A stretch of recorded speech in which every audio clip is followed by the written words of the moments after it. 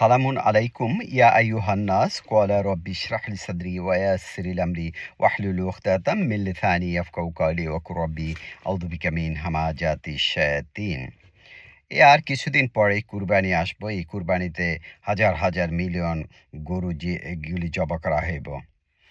আসলে কুরবানি আমরা ধারাবাহিকভাবে আমার পূর্বপুরুষ যেভাবে কইরা আসতেছে ওইভাবেই দিতেছে। আমরা যখন কুরবানি দিত আমাদের আগে একটা গরু ৭ ভাগে দিত। বড় হুজুর আসতো ঈদের নামাজ পইড়া, তখন আইসা বলত যে জব্বর হাওলাদারের বাপ জৈনুদ্দিন হাওলাদার, মাসুদ হাওলাদার বাপ আ জব্বর হাওলাদার এইভাবে ৭ জনের নাম কইয়া আল্লাহু আকবার কইরা জবাই কইরা ফেলাতে। এই যে নাম উচ্চারণ করা হইল এটা সম্পূর্ণ শিরক, এবং সেই শিরকটা কুরবানি শিরকের মাধ্যমে সেটা পালন করলো, পশু জবাই করলো।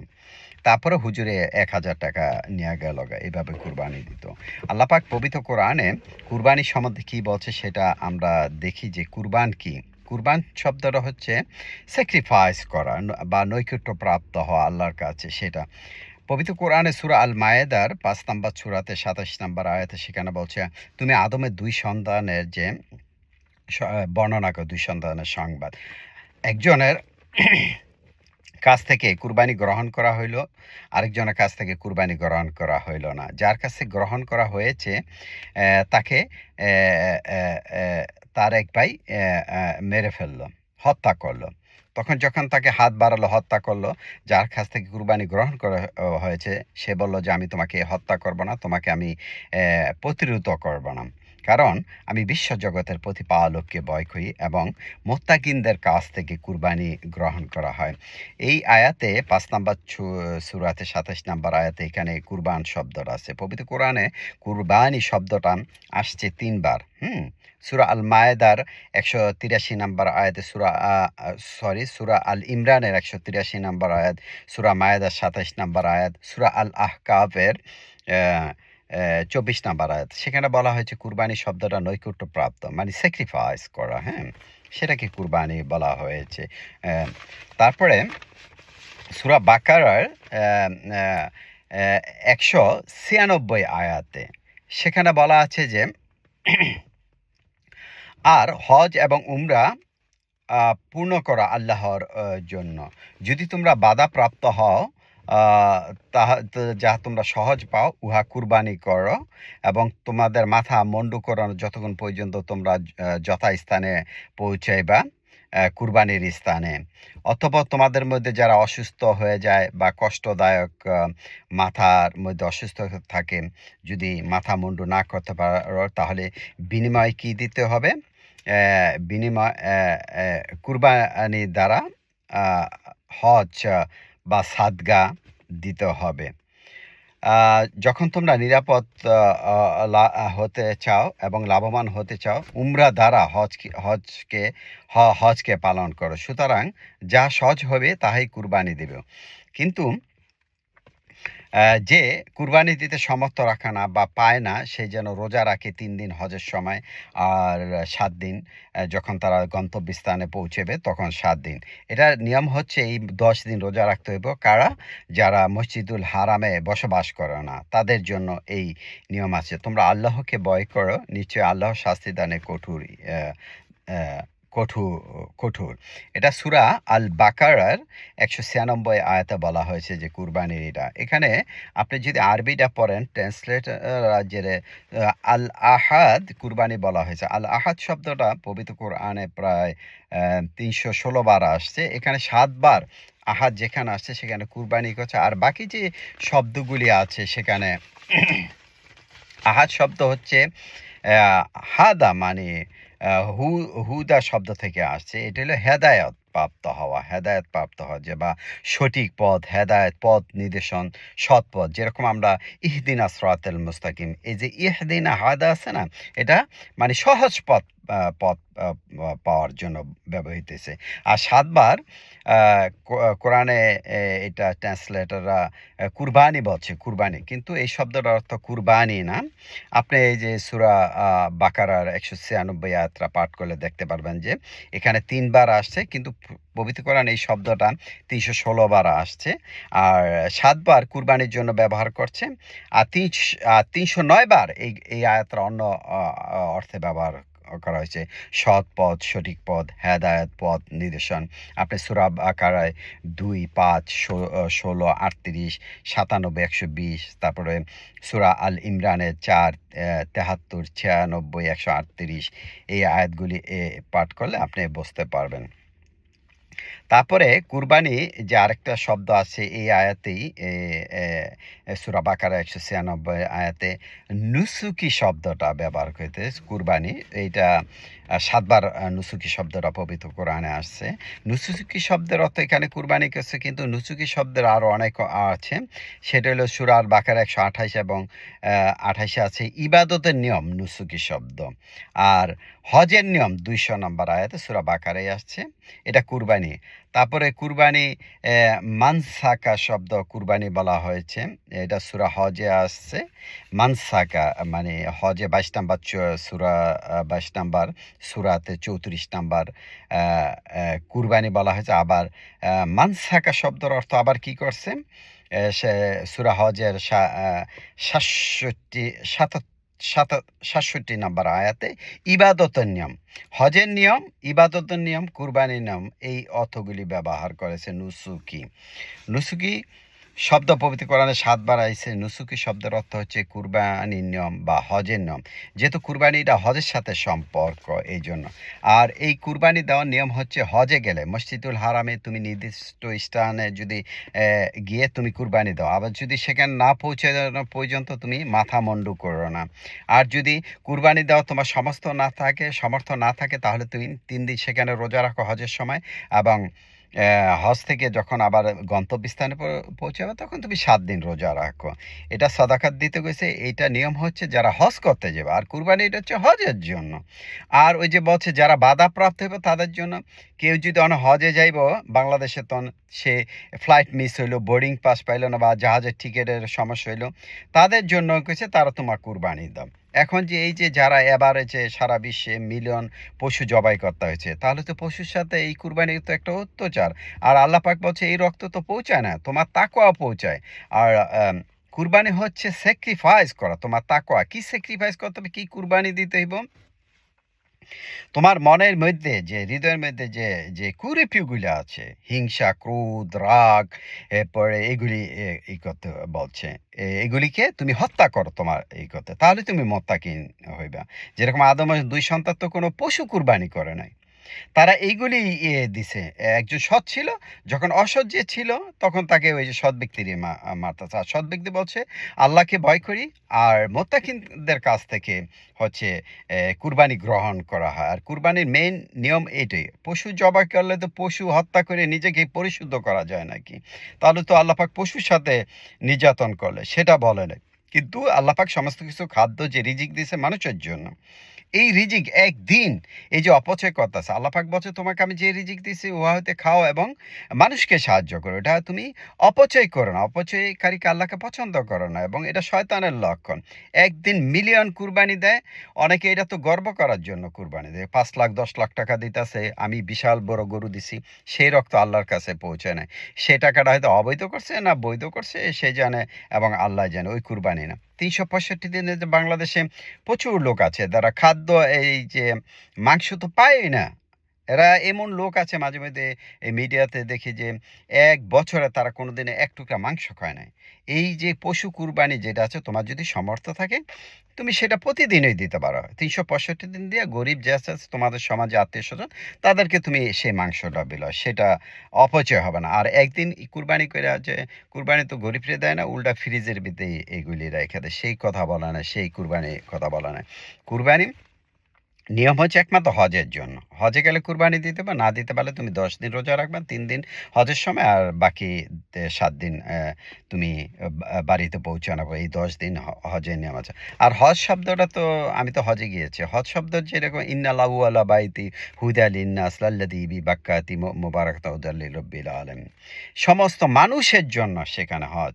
পৃথিবীর সমস্ত মানুষ সেখানে হজে যাইবে। আর হজ হচ্ছে সেখানে ডিসকাস করব, তর্ক বিতর্ক করব, কোরআনের যে আয়াত যে বুঝবো না সেটা প্রশ্ন করব। তখন সে প্রশ্নের উত্তর পবিত্র কোরআন থেকে কারা দিব? মুত্তাকিন, হ্যাঁ, রাসূলের বাণী প্রচার করব, মুত্তাকিন। আর যে হজের যে বায়ত ঘরটা আছে সেই ঘরটা থাকবো কার জন্য? মসজিদুল হারাম, মুত্তাকিনদের আন্ডার। আর মুত্তাকিন যখন এটা প্রচার করবে এটার জন্য কোনো টাকা নিব না।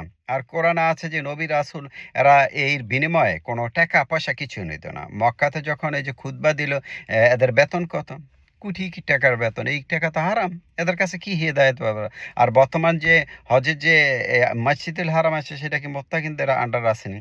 মুত্তাকিনদের আন্ডারে থাকলে পৃথিবীর সমস্ত লোক সেখানে হজে যাইতো, হ্যাঁ? এইটা তো আর নাই।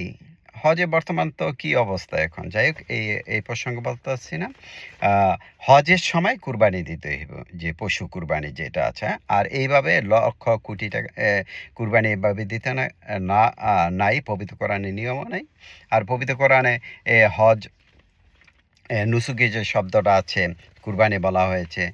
আর এই নুসুকি শব্দের যে নিয়মটা আছে, যেরকম কুরবানির নিয়ম, পরে ইবাদতের নিয়ম বলা হয়েছে সূরা বাকারা, সূরা হজের 34 এবং 68 নাম্বার।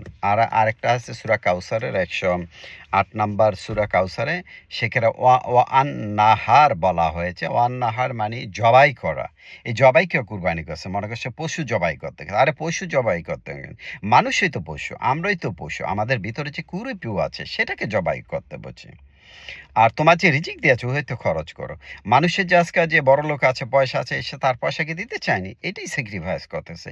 এটা ওই যে গরিবকে সাহায্য করো, পথচারী যাচ্ছে, খাদ্য মিসকিন, এরপরে মুসাফির, যে ঋণগ্রস্ত আছে তাদের ঋণ মুক্ত করতে হইব, যে কি কয় জেল আছে তাকে মুক্ত করতে হইব, বাবা মার সৎ ব্যবহার তাদের সাথে সৎ ব্যবহার করতে হইব, তাদের সাথে টুক পর্যন্ত বলা যাইব না। এগুলিকে বলা হয়েছে কি করছে? সালাদ বলা হয়েছে। আকিমুস সালাত ওয়া আতু যাকাত। ওই জাকাত শব্দের অর্থ তো ওই পয়সা দিয়ে দেয় না, ওইটাকে তোমাকে রিজিক দিয়েছে, ওটা হয়তো তুমি খরচ করো। জাকাত মানে নিজেকে পরিশুদ্ধ করা। ওই যে আল্লাহর যে নিয়ম আছে, আল্লাহ যে কমান্ড করছে, আমাদের যে আদেশ দিচ্ছে, সেটা পালন করতে হবে। আর এই পালন কি? পবিত্র কোরআন আছে, এই পবিত্র কোরআনটাই বাক্কা বলছে, এটার কাছ থেকে হেদায়েত। এই জন্য বলছে তুমি যখন এখানে প্রবেশ করবা, এখান থেকে যখন বাহির হইবা, তুমি হেদায়েত প্রাপ্ত। এটা কোরআনের কথা বলছে। এই জন্য কোরআনকে বলছে যে এটা একটা মাকনুন দ্বারা, একটা কবার দ্বারা আবৃত হচ্ছে। এই দরজা যখন খুলবা, তখন বিসমিল্লাহ থেকে নাস পর্যন্ত পড়বা, এই ঘরে ঢুকলে তুমি কি কয় হেদায়েত প্রাপ্ত পাবে। যদি হেদায়েত না পারো তুমি তয় তুমি নিজেকে ধ্বংস করলা। আর বাহ্যিকভাবে যে মক্কাতে আছে সেটা একটা মিলন কেন্দ্র, সেখানে যাইব। সেখানে ওই যে কোরআন নিয়ে ডিসকাস হবে পৃথিবীর সমস্ত লোক। অন্য লোক না গেলে তাহলে হেদায়েত পাইব কেমনে? সেটার কথা বলা হয়েছে। ইন্নাল্লাহু আল্লাহ আউয়ালা বাইতি হুদিয়াল লিন্নাস লাল্লাযী বিবাক্কাতি মুবারাকাতুন হুদাল লিরাব্বিল আলামিন। সমস্ত মানুষের জন্য। যখন নবী রাসূলরা ছিল ওখানে সমস্ত মানুষ হয়ে গেছে। এখন কে এই নিয়ম করলো? মনে হয় এইগুলি উমাইয়া এবং আব্বাসীর এই নিয়মগুলি করছে। এটা একটা ব্যবসা কেন্দ্র বানায় ফেলাইছে। সেখানে পানি বিক্রি করতেছে, মিলিয়ন মিলিয়ন টাকার পানি বিক্রি করতেছে জমজমের নামে এই কইরা। যাই হোক, এই প্রসঙ্গে বললে ভিডিও অনেক বড় হয়ে যাবে। যেহেতু কুরবানির সম্বন্ধে বলতেছি, কুরবানি যে পশুর সাথে, তাহলে পশু কুরবানি দিয়া নিজেকে পরিশুদ্ধ করা, এটা আল্লাহ পাক পবিত্র কোরআনে কখনো বলে নাই। Never ever Allah say in the holy Quran. এটা স্যাক্রিফাইস করতে কইছে, আমার নিজের কুরিপুর যে জবাই করতে কইছে। এই যে সূরা কাউসারে বলা হয়েছে ও আন্নাহার ইন্না আতাইনা কাল কাউসার, তোমাকে কাউসার দেওয়া হয়েছে। এই যে পবিত্র কোরআন দেওয়া হয়েছে, ইন্না শানিআকা হুয়া ইন্না আতাইনাকাল কাউসার ফাসাল্লি লিরাব্বিকা ওয়ানহার। এই যে তোমাকে কুরবানি দিতেছে। এখানে কুরবান লাগছে কিন্তু শব্দটা হইব আন্নাহার শব্দ তো জবাই করা। মানে এই যে জবাই করা ওই পশু জবাইয়ের কথা বলা নাই।